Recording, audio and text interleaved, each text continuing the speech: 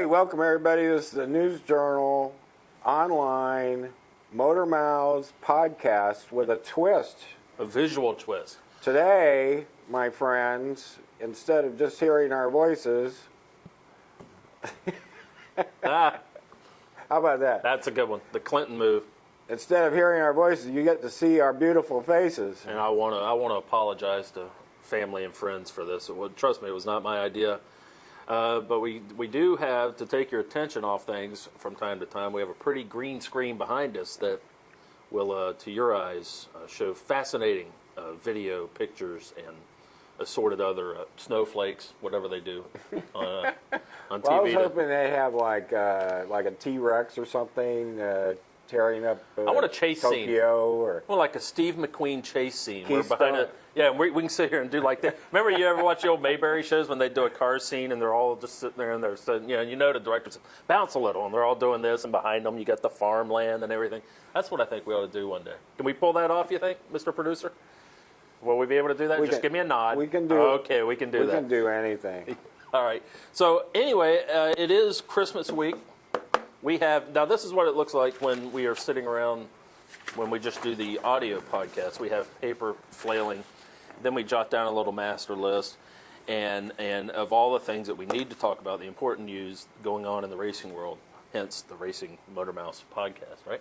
That's all right. So what we do is we write all that stuff down. We take careful notes. We get it all in order, and then we just pay very little attention to it by the time we get done. Because usually what happens is I ask you about your lawn or your favorite recipe, your recipe of the week. Or I go off or I get sidetracked by my Sifo drinking water. Yeah. Listen, I'm going to do all I can to get us a plug here, to get us an endorsement contract from the people of Sifo. They're located in, I think it's bottled in Leesburg. So anyway, we're going to do what we can. But I will tell you this, if they don't come through for me, after all I've done for them, if they don't come through for me, we're going to open it up for bids within a month. All right? We're going to give them until February 1st. And then I'm open for bids with tonic water. Schweppes? Club soda. Yeah, Schweppes. I'm open. So anyway, we got that out of the way. That's it. And the only really appears the one big news item this week.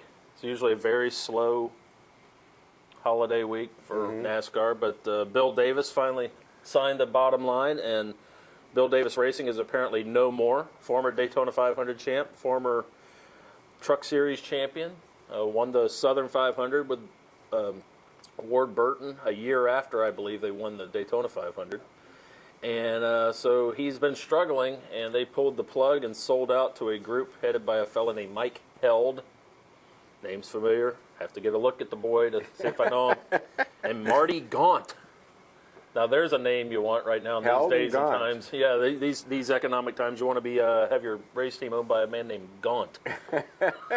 So anyway, so you going to miss Bill? Well, Bill, I really like Bill because he's like one of the guys that you could go into the garage, and if you had a question, he would answer the question. He wouldn't give you any, What are you saying? That some guys will... Some guys either will dodge you. I mean, I actually had people... You're not used to that by now? You have people, they see you coming, and they run into their trailer, because they don't want to talk to you. I don't know what you're talking about. I've never had that happen. I guess it's just my assertive personality. Your winning attitude. Yeah. But, if I'd come up on Bill Davis and he was leaning against the tires, he wouldn't go anywhere. Well, I will safely assume, after seeing Bill as much as I've seen Bill the last decade or so, I don't think he runs anywhere. So that's why he doesn't.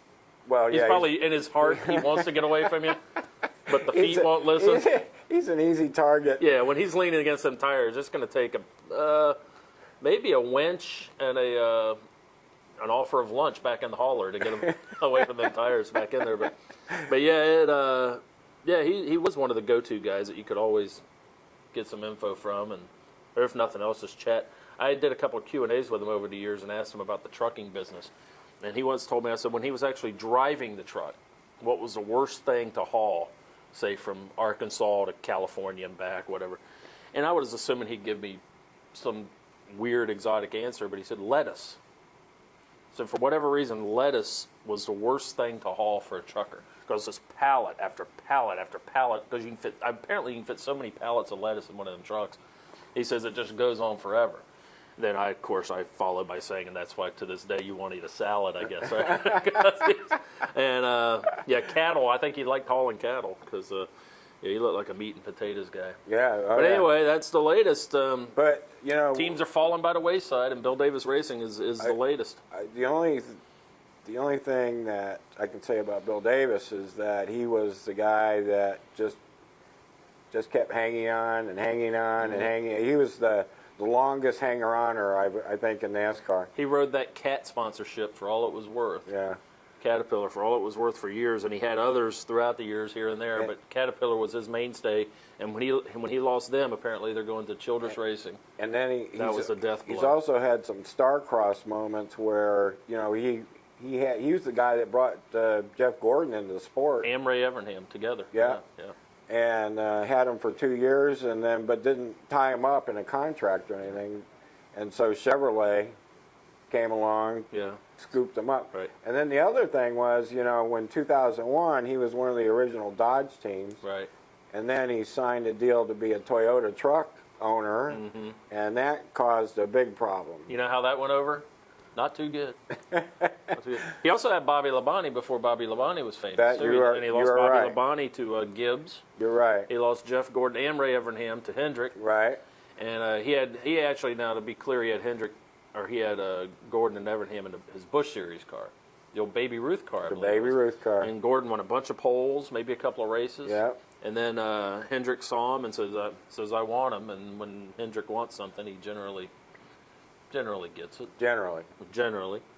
So, did he ever get a pardon? Yeah, he got a pardon. He got a pardon Clinton? from Clinton, yeah. See, there you go. As I was saying. Yep. So that's a done deal.